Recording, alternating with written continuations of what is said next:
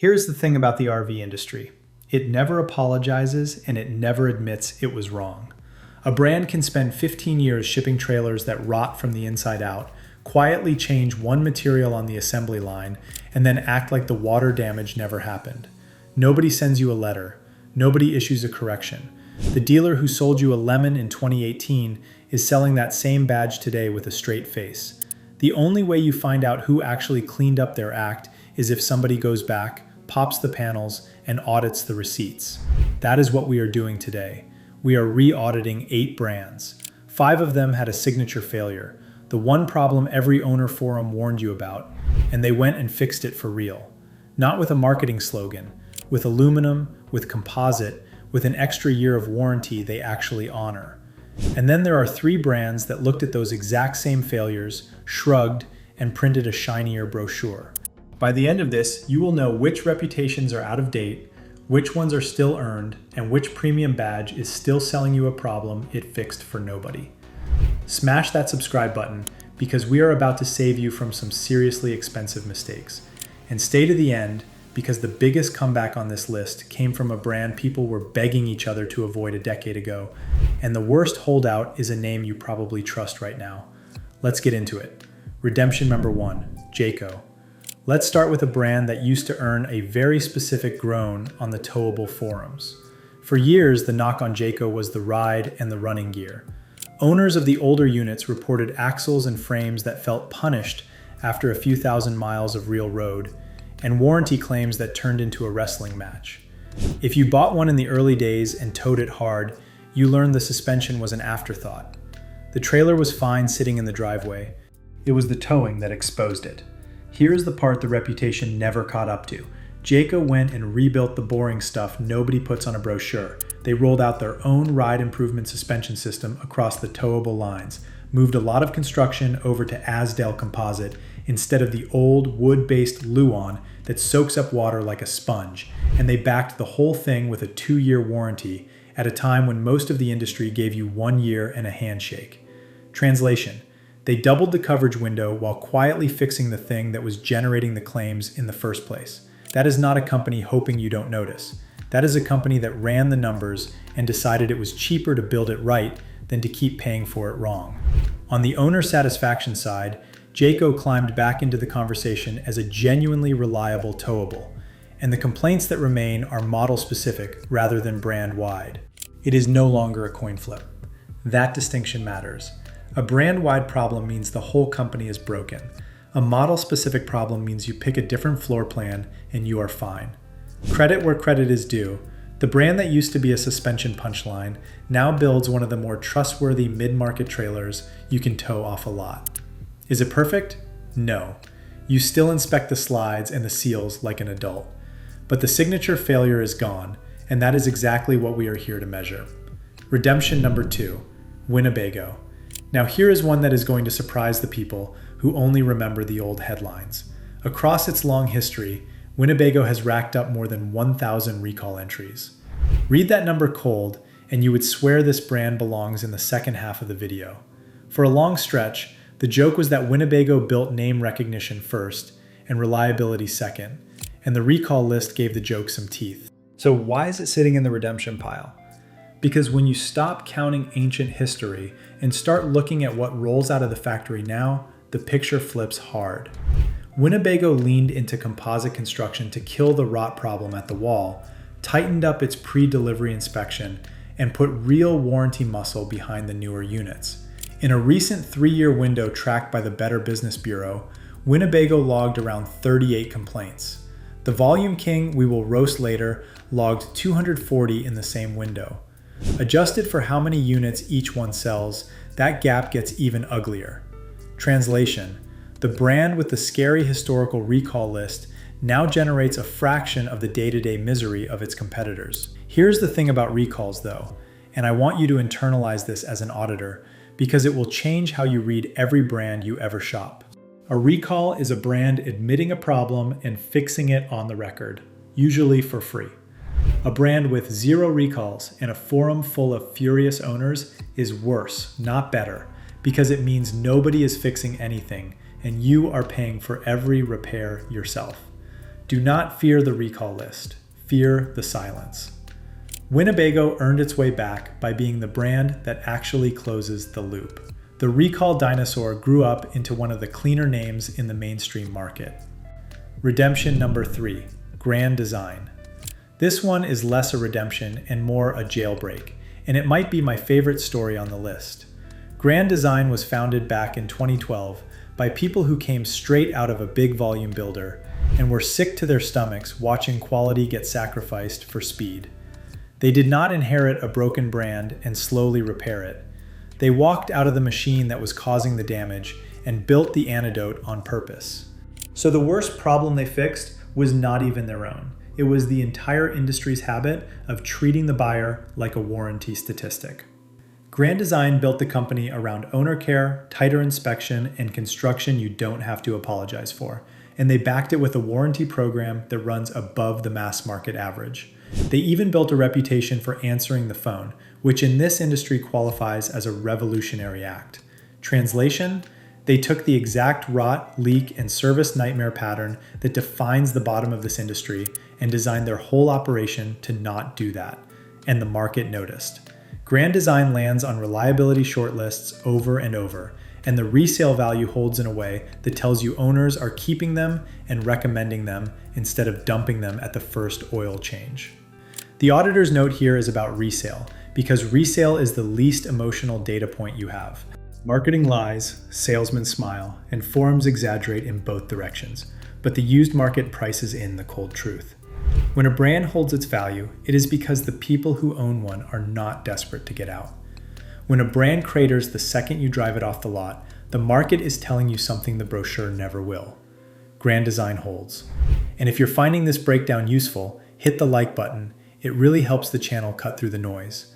Credit where credit is due. This is the brand that proved you can build a mainstream RV without treating the customer as the crash test dummy.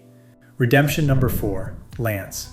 Lance does not get the loud fan base, and that is a shame because they quietly solved the one problem that eats almost every wood frame trailer alive, the 10-year rot clock. Here is the default failure mode across this industry, and once you see it, you cannot unsee it. You buy an aluminum-skinned, wood-frame trailer, it looks great for 5 years, and then somewhere between year 10 and year 15, the walls start to delaminate and the water finds the frame. You will see it as a bubble under the sidewall, like an air pocket under wallpaper. That is not bad luck. That is not you forgetting to reseal a seam. That is the material choice showing up right on schedule, exactly when the manufacturer expected you to be shopping for your next one. Lance attacked that at the root. They build with aluminum framing instead of wood where it counts. They run Asdel composite in the walls, so there is no wood sponge waiting to rot. And they seal these things for genuine 4-season use instead of fair weather camping. The result is a trailer that does not have a built-in expiration date baked into the lumber. Translation: most trailers are priced like a long-term purchase and built like a 10-year lease. Lance builds one you can actually keep. And the resale numbers back that up, because a rig that isn't rotting on a timer is a rig people still want to buy secondhand. Here is the auditor's angle. Lance sells at a premium, and people balk at the sticker. But you are not paying for a logo. You are paying to skip the delamination bill that lands on the wood-framed crowd right around the time the loan is finally paid off, and that bill can run into the thousands. Cheap up front has a way of turning very expensive on the back end. The verdict is simple. Lance did not need a dramatic turnaround because they refused to build in the flaw in the first place. Redemption number 5, Rockwood and Flagstaff. The fifth one is a plot twist, because this redemption lives inside the belly of the beast. Rockwood and Flagstaff are built by Forest River, which, spoiler, is about to be the first name in our Hall of Shame. And yet these two lines are consistently the good corner of that empire. The worst problem here was guilt by association. For years, buyers wrote these trailers off because of the parent company's reputation for stapled together budget units. But the people running these specific lines went a different direction. They run laminated construction with Asdel composite in the walls. They seal them properly, and they out-review their own budget stablemates by a wide margin. Translation: the same corporation that will sell you a rolling headache under one badge will sell you a genuinely solid trailer under this one if you know which door to walk through. That is either encouraging or infuriating depending on your mood, and honestly, it should be both. Here is why this matters for the whole video and why I put it right at the pivot. Rockwood proves the fix is not expensive or impossible. It is a choice. When a company builds one line right and another line wrong under the same roof with the same suppliers and the same corporate parent, you are no longer looking at a supply chain problem or a bad luck problem. You are looking at a decision about how much they respect the buyer on any given line. Remember that because we are about to meet the lines where the decision went the other way. Those were the 5 that owned their weak spots and fixed them for real. If this is already saving you from a headache, do me a favor and hit that subscribe button so you don't miss which brands are still failing you. The turn. So that was the good half. 5 brands that looked at a real documented failure and spent actual money to make it stop.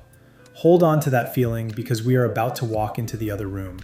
These next 3 had the same information. They saw the same delamination, the same leaks, the same recall lists. They had every chance to fix it. Instead, they fixed the marketing and left the trailer exactly where it was. Same rot, fresh paint. Holdout number 1, Forest River.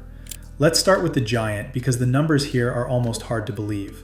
Forest River, owned by Berkshire Hathaway, is one of the highest volume RV makers on earth, and it wears its quality problem like a uniform.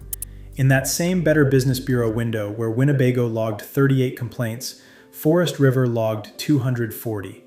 That is not a rounding error, that is a pattern with a heartbeat. And the recalls are worse. Reporting in 2025 put Forest River at roughly 50 recalls a year, and a Wall Street Journal investigation found the company issued more recalls than any American automaker or RV maker across a recent 10-year stretch. Sit with that. More than any car company.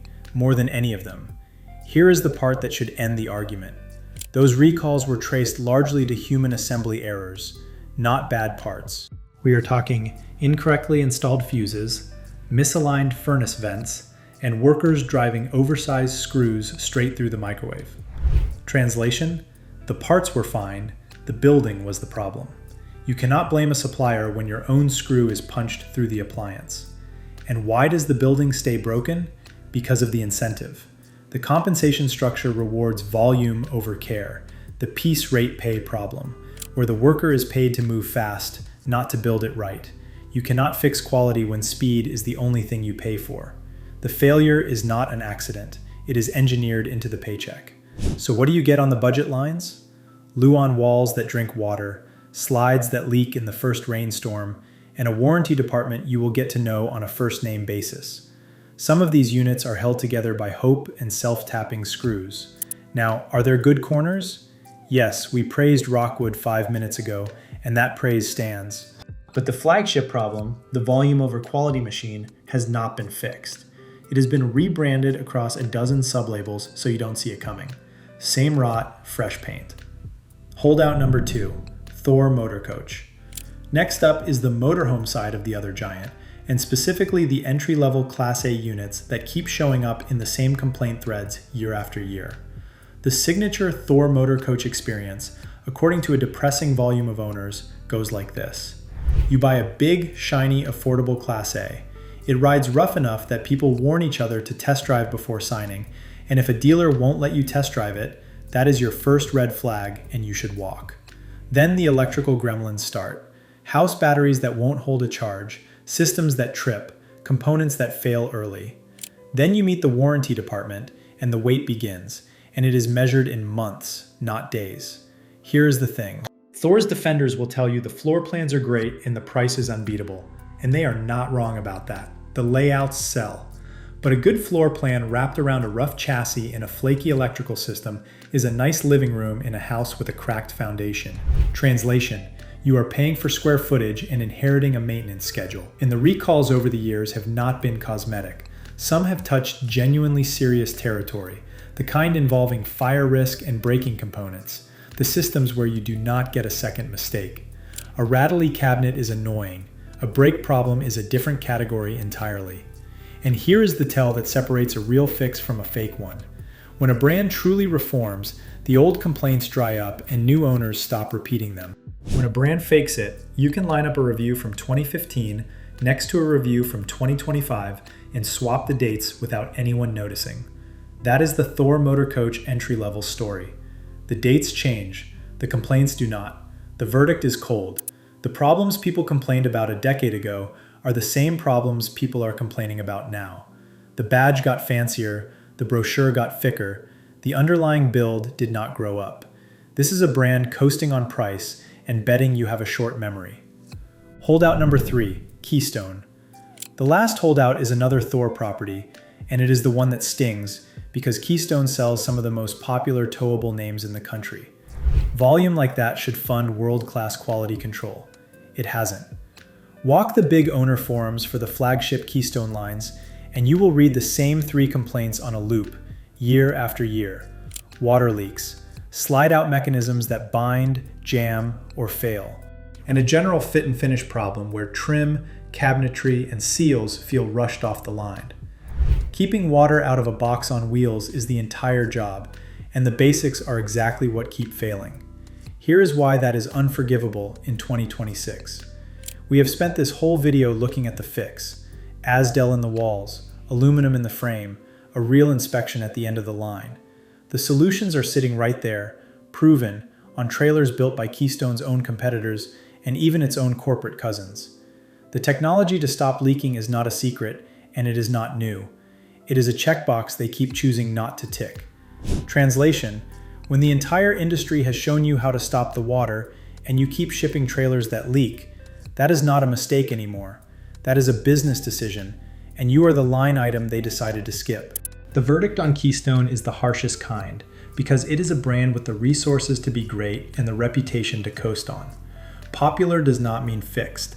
A bestseller can still be a repeat offender. Same rot, fresh paint, and a whole lot of people finding out the hard way, one rainstorm at a time. So what do you actually do with all this? Here is your action plan, and it works on any brand, not only these 8. First, ignore the badge and check the wall. Ask the dealer, in writing, whether the unit uses Asdel composite or wood-based Luan in the sidewalls. If they don't know or won't say, you have your answer. Second, read the warranty length as a confidence signal. A brand offering 2 years is telling you it expects to see fewer claims than the brand offering 1. Third, check resale before you buy new, because the used market prices in every leak the brochure hides. And fourth, when you inspect, go straight for the slides, the seals, and the underbelly, because that is where the corners get cut and where the money hides. And here is a bonus, the one that saves the most money. Before you sign anything, spend 20 minutes on the owner forums for the exact model and model year you are looking at, not the brand, the model. Search the floor plan number and the word leak, then the word slide, then the word warranty.